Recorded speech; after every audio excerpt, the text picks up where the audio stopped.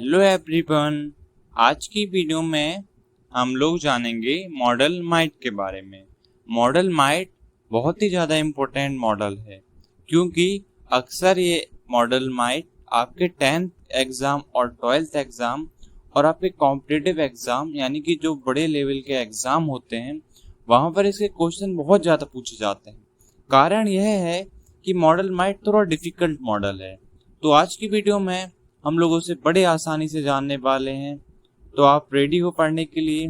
तो चलिए जानते हैं मॉडल माइट का यूज़ कैसे किया जाता है।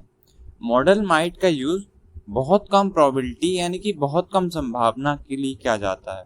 आसान भाषा में कहूँ, इसकी पहचान होगी शायद, सकता हूँ, सकती हूँ, सकती हूँ। समझ में आया? नहीं आया? तो चलिए जानते हैं।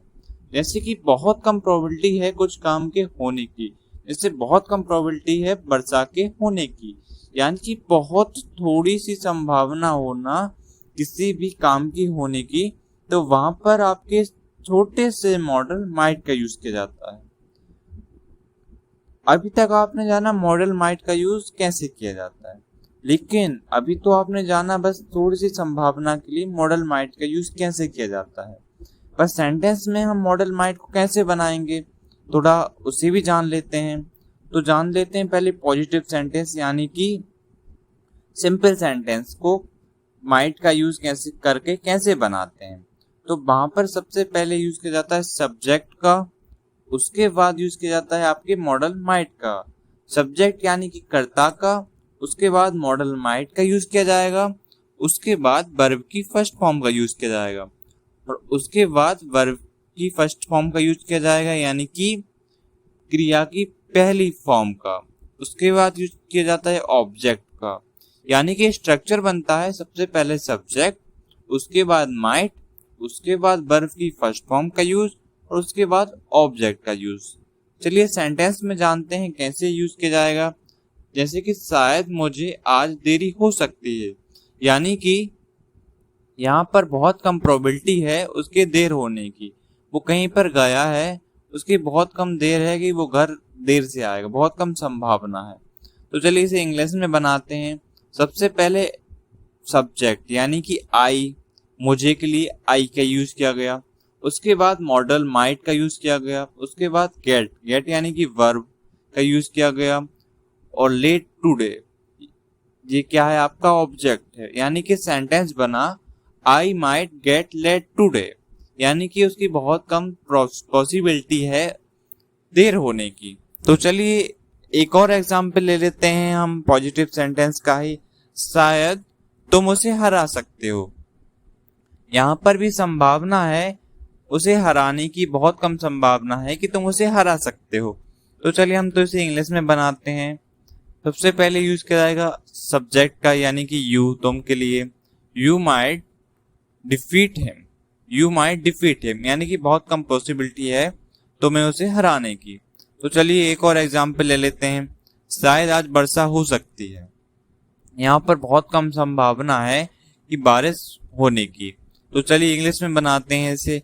इट माइट रेन टुडे, यहाँ पर बहुत कम संभावना है किसकी? बारिश होने की।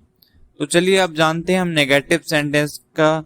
नेगेटिव सेंटेंस जब आएंगे तो वहां पर आप माइट का यूज कैसे करेंगे, क्योंकि डिफिकल्ट होता है थोड़ा माइट का यूज नेगेटिव सेंटेंस में। तो चलिए जानते हैं कैसे बनाए जाते हैं उन सेंटेंस को इंग्लिश में माइट का यूज करके।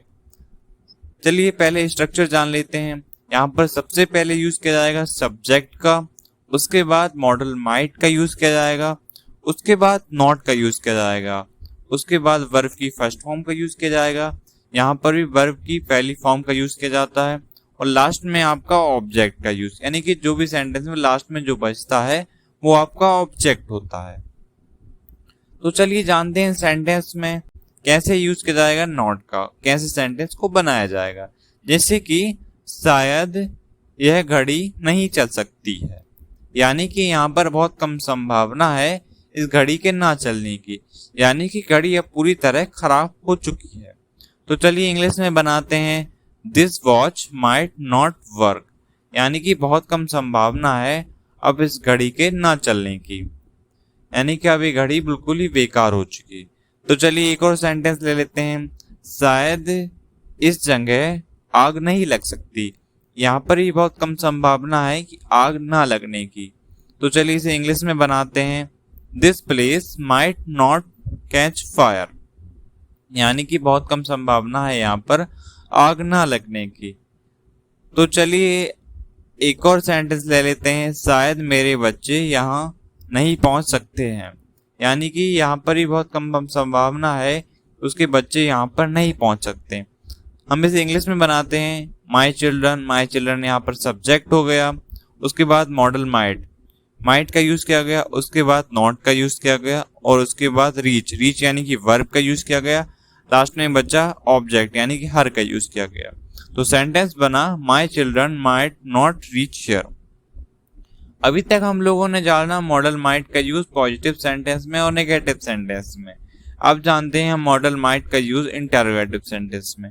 इंटरोगेटिव सेंटेंस का स्ट्रक्चर होता है मॉडल माइट का यूज करके उन सेंटेंस को बनाने के लिए सबसे पहले मॉडल माइट का यूज किया जाएगा, उसके बाद सब्जेक्ट का यूज किया जाएगा, उसके बाद वर्ब की फर्स्ट फॉर्म का यूज किया जाएगा, और उसके बाद ऑब्जेक्ट का यूज किया जाएगा। तो चलिए इन्हें भी जान लेते हैं हम एग्जाम्पल से। थोड़े से एग्जाम्पल ले लेते हैं इसके भी।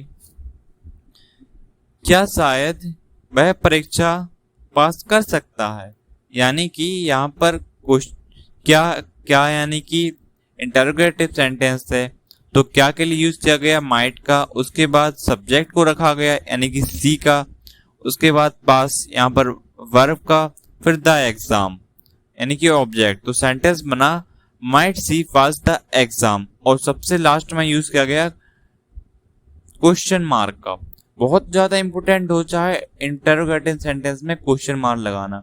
अगर आप किसी भी एग्जाम में क्वेश्चन मार्क लिख के नहीं आएंगे, जिन सेंटेंस में हम जिन पेपर में हम लिख के आते हैं वहां पर आप क्वेश्चन मार्क का यूज नहीं करेंगे तो आपके मार्क्स कट सकते हैं। तो आप हमेशा ध्यान रखें कि किसी भी इंटरोगेटिव सेंटेंस को आप लिखें तो उसके लास्ट में आप क्वेश्चन मार्क का यूज जरूर करें। तो यहाँ पर भी might see pass the exam, उसके बाद क्वेश्चन मार्क। तो ऐसे क्वेश्चन वाले यानी कि इंटरोगेटिव सेंटेंस वाले सेंटेंसों में माइट का यूज इस तरह से किया जाता है। तो चलिए एक और सेंटेंस ले लेते हैं। क्या शायद आज वर्षा हो सकती है, यहाँ पर भी क्या है, तो सबसे पहले माइट का यूज किया जाएगा, माइट इट रेन टुडे, उसके बाद क्वेश्चन मार्क। तो माइट का यूज इंटरोगेटिव सेंटेंस में इस तरह से किया जाता है।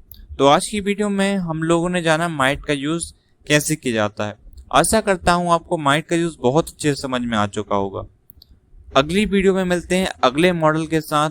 अभी तक आप लोगों ने हमारे चैनल को सब्सक्राइब नहीं किया है तो हमारे चैनल को सब्सक्राइब जरूर कर लेना, और वीडियोस देखने के लिए हमारे चैनल को जरूर सब्सक्राइब कर लेना। यहाँ पर आपको इंग्लिश बहुत अच्छे तरीके से पढ़ाई जा रही है। आज आपने मॉडल माइट का यूज पढ़ के देख लिया हम किस तरह से पढ़ाते हैं। हम ऐसे टाइम पास नहीं करते, हम चीज़ों को बहुत अच्छी डीपली तरीके से पढ़ाने की कोशिश करते हैं कि आप एक बार में ही उस चीज़ को अच्छे से पढ़ सको। मिलते हैं अगली वीडियो में, तब तक के लिए पढ़ते रहिए इंग्लिश लर्निंग के साथ। Thank you for watching.